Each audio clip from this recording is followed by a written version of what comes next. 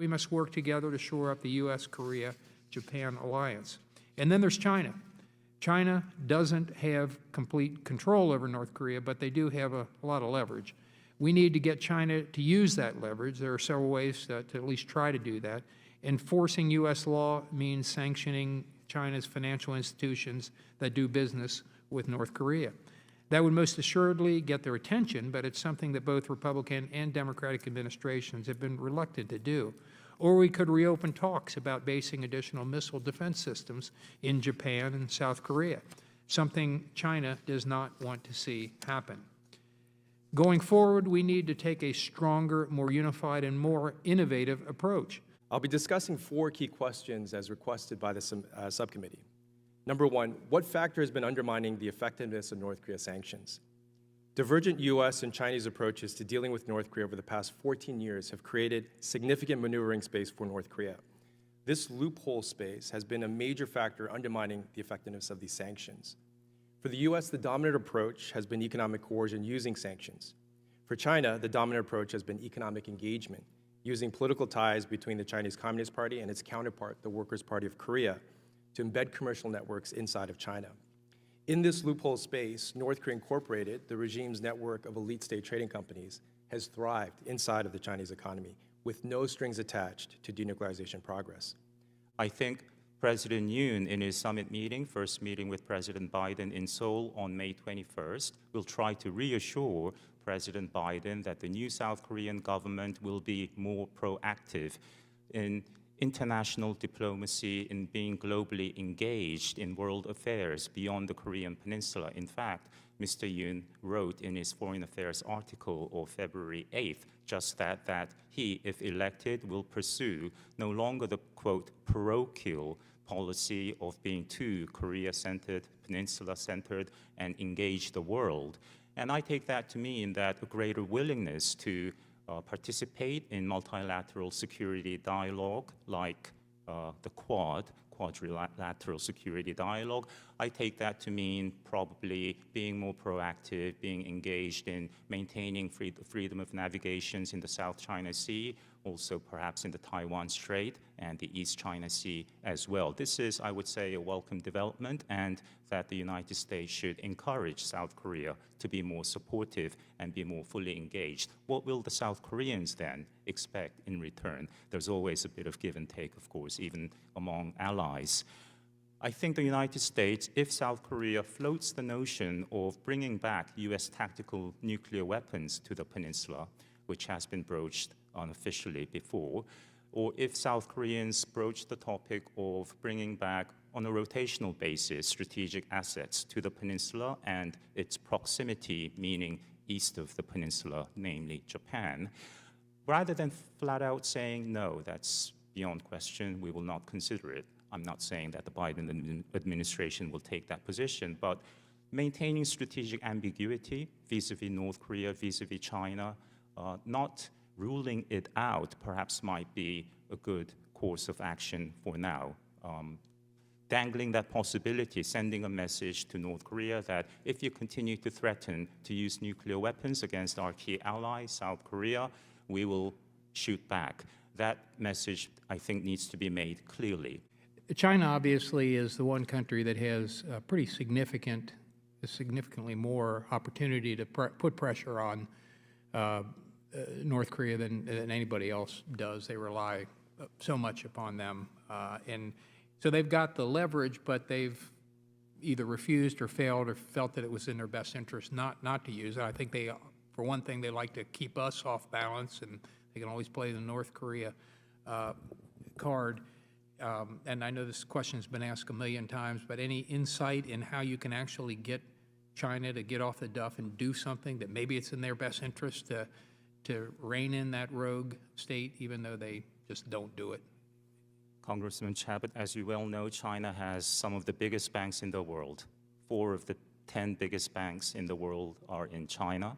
And the U.S. has levied meaningful fines only on a handful of occasions against Chinese entities, and nothing on the scale of, say, the biggest bank in France, which was hit with a $9 billion fine. So we know Chinese enterprises, state-owned enterprises, and banks continue in violation of UN and US laws to launder, to facilitate North Korean financial transactions in the purchasing of illicit goods, weapons material. I think the US government has been too reticent looking at the bigger picture that if we go after China, there might be financial repercussions.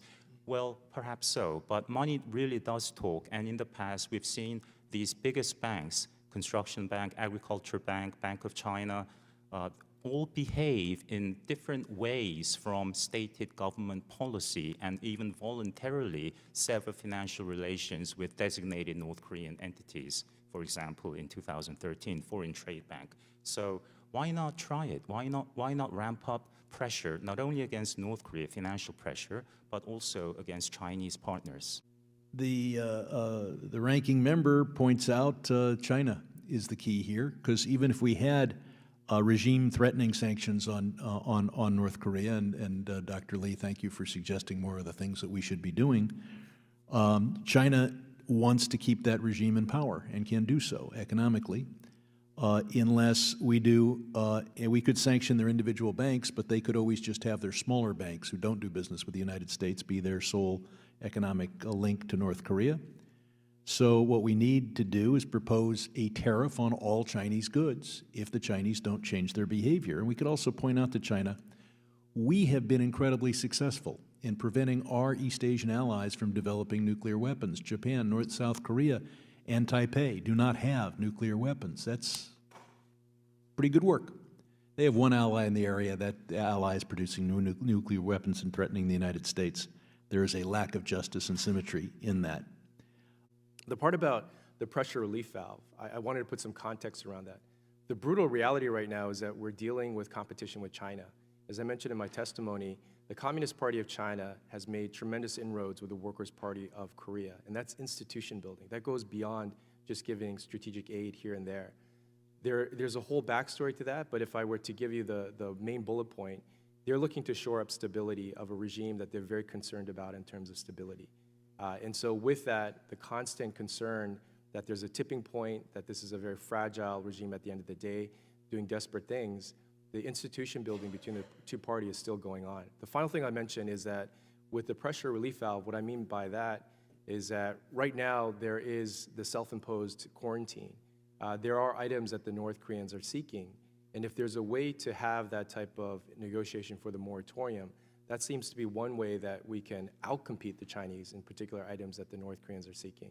But that is a basis of exploring further, and it is also in the realm of what is possible given the current stakes. And frankly, there's not much going on. Is there some kind of block of policies or issues you think might be a good starting point? So environmental, climate change, for example? I think it's China. And to be blunt with you, it's the security of the supply chain as it relates to technology. This is something that also incorporates Taiwan. This is where South Korea is a natural partner. And so with this dedicated supply chain and the best that we can do, it's going to require a lot of work. Having the South Koreans a part of a multilateral effort in this part is actually essential. And so we can't just rely on Taiwan and trying to engage TSMC, one company. And so in this respect, I think there are the opportunities, the low-hanging fruit, if you will, but it is going to take this enmeshing in a multilateral structure. The world's most authoritarian regimes are growing ever more closely aligned and more are displaying an unprecedented willingness to overtly act and attack global peace and stability. North Korea is watching our response to Russia's war in Ukraine, Iran's proliferation activities and support for terrorism, and China's efforts to undermine rule of law and American leadership. In coordination with our allies, we must demonstrate that the democratic world is stronger than ever. Dr. Lee, Russia's war on Ukraine has illuminated the degree to which authoritarian governments are now willing to cooperate. You've spoken before the subcommittee about the importance of Russia and China's active participation in sanctions enforcement in reining in North Korea's nuclear ambitions. Do you believe that China and Russia can no longer be counted on to enforce the sanctions regime against North Korea? And what is the path forward on sanctions implementation and enforcement? Thank you, Congresswoman, for that question. Back in 2005, the Department of the Treasury sanctioned a small bank in Macau called Banco Delta Asia. This designation occurred on September 15, 2005, 4 days before a joint statement was agreed upon within the six-party talks framework in Beijing. This created confusion. Some charged that Treasury was interfering with progress on diplomacy undertaken by state. That is not true. Well, this designation of a small Macanese bank caused an unexpected ripple. In that bank, North Korean accounts numbering over 50, about 52 North Korean accounts. In those accounts were approximately 25 million US dollars deposited, which Treasury thought was laundered, tainted money. That caused a run on the bank. Deposit holders withdrew money. They did not want to come under the scrutiny of the Treasury Department, and that led to North Korea panicking. Kim Jong-il made an impromptu visit to China next January, and according to open sources, pleaded with President Hu at the time, president, at this rate, we're going to collapse. And North Korea, for the first time, started to sell its gold reserves for cash. I wanted to very briefly mention the game changer aspect of what's happened with North Korean actors here in terms of the sanctions, the resilience that you referenced. It's the migration into the Chinese marketplace. That's just the brutal reality on the ground. That's a diagnosis.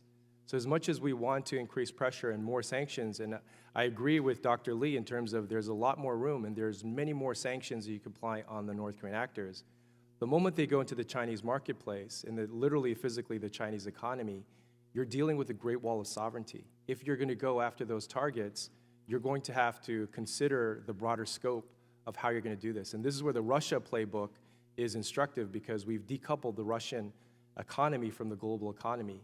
That's the level that we have to think about if we're going to do that. So there are consequences and considerations. It's not to say that we can't do it, but there are a host of unintended consequences that we have to figure out as well. The final thing I'd mention is, with respect to the Russia-North Korea piece of it, capability-wise, what the North Koreans seek is not in the Russian marketplace, it's in the Chinese marketplace. Dual-use components, banned items, that is on offer in China and can be readily procured and brought back to North Korea. But there is a political and almost a social type of interaction between the Russians and the North Koreans that I think introduces an element that there is a lot more the two parties can do in the cyber domain. And that's the area that I think there's going to be a lot more action and an area that we have to be much more vigilant about. Dr. Park, let me pick up right where you left off, and I want to drill down on this this observation that the CCP has granted the Kim regime access to the Chinese marketplace as a way for North Korea to evade sanctions. In the FY 2020 NDAA, that legislation included my legislation, my bill, the Otto Warmbier North Korea Nuclear Sanctions Act. That imposed the toughest economic sanctions ever directed at North Korea, designed to cut off Pyongyang's ability to earn hard currency through not just North Korean laborers working abroad, but secondary sanctions against foreign banks that facilitated illicit transactions with North Korea that enabled North Korea to continue to finance its nuclear and ballistic missile programs. Despite these sanctions, you note that these Chinese firms are helping North Korea circumvent U.S. sanctions. Dr. Park, what type of firms are these that are helping prop up the North Korean economy? Are we talking about Chinese banks? Are they really firms that do not have financial ties to the United States? I thought that this legislation was going to force Chinese banks to make a choice, either do business with North Korea or do business with the international financial system. Is that choice not taking place? Are we not imposing those secondary sanctions? What's going on? Congressman, first off, it's great to see you again, and thank you for your chairmanship. I had the opportunity and great pleasure to testify when you were in the House Foreign Financial Services Subcommittee, so it's great to see you again. Good to see you. With respect to what you mentioned, I think if we look at it, the primary impact space, your legislation had impact. That definitely got the best of breed Chinese banks and companies out of this business. They saw that risk reward, it wasn't worthwhile to do business with North Korean clients. And so they had almost a censoring and self-monitoring. And if you think about the compliance industry, they unleashed their compliance departments to make sure there were no North Korean accounts because they had business abroad and they had bigger fish to fry. But it's this local level, the local level, and as we heard earlier, local level Chinese banks and companies that are part of local criminal syndicates in key parts of China, where the secondary effect of these type of measures is that as much as certain North Korean clients become radioactive, no one wants to do business with them. The more you go at the local level, there'll be more willing participants who translate that risk of getting caught in punishment into a higher commission fee. And so there's this adaptation that's going on that we have to monitor very closely because I do think there are approaches that we can pursue. And previous to a situation where we see very difficult U.S.-China relationship, during previous administrations when there were some dialogues going on between the Chinese and the United States, there was a law enforcement angle to this. Because if you look at it, the North Koreans were counterfeiting Chinese national currency. They were a threat to Chinese economic security. And so there were angles of cooperation. But as other things developed in the state that we are, in a much larger type of challenge with China, those type of opportunities aren't on the table right now. Dr. Park, as a follow-up, is this a matter of OFAC not reaching down to those local Chinese financial institutions? Or is it just disregarding because they don't have any international counterparty relationships that would be subject to those secondary sanctions? I do think that colleagues at institutes like the Center for Advanced Defense Studies, C4ADS, they've unleashed data analytics, and they can ascertain 1 degree of separation in terms of some of these business activities. And so they've been able to compile a lot of good information that is actionable, and that has been a part of feeding it into USG. But what ends up happening at such a local level is that in using local Chinese companies, using all of their bona fides, all of their legitimate licenses and so forth, it becomes something where 1, 2, 3 degrees of separation, you essentially have North Korean, they're frankly diplomats who are abusing their privileges and their diplomatic credentials, doing the business and outsourcing a lot of the activity. Dr. Terry, would you please touch on how North Korea views China? Are they viewed as an irreplaceable ally or necessary evil? Does United States competition with China provide any openings for North Korea policy to become more flexible? I think China-North Korea relationship is a very complicated one. They used to have a genuine alliance, blood alliance. Kim Il-sung lost his own son in the Korean War. Yeah. But so to answer your question, I think it's a necessary evil. And even from Xi Jinping's perspective too, right? He hasn't even, until President Trump turned to symmetry and diplomacy, he hasn't met with Kim Jong-un, although he met with South Korean president. So that relationship is a difficult one, a rocky one, but they still have to rely on each other because 90% of North Korea's trade is still with China, right? 45% of consumer goods come from China, 75% actually. So, but is there a space for us to get in? I think I think it's very difficult at this moment, just because of U.S.-China competition. Also, China is not willing to really also help us on the North Korea front. China and Russia, you saw they couldn't even implement or just agree to additional sanctions after ICBM launch just recently. Yeah. They couldn't even condemn the launch. So I think it's very difficult for us.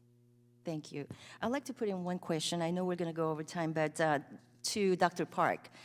Over the past few years, especially, we have seen a significant number of North Korean refugees repatriated by China back to North Korea, and we know what happens when they are repatriated. So how do you believe a change in administration in South Korea and rising U.S.-China competition will affect that issue? And further, what would you suggest as the best approach to getting these refugees from detainment in China to South Korea?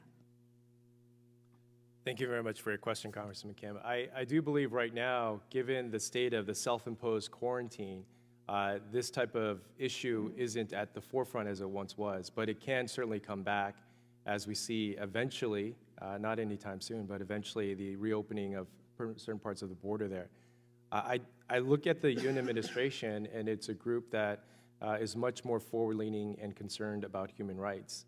And I think when it comes to these type of issues, you're not going to see any holding back of punches, and certainly more of a bilateral and multilateral approach to advocating for North Korean human rights. And so this is an area where I do think there will be more partnership and more activity.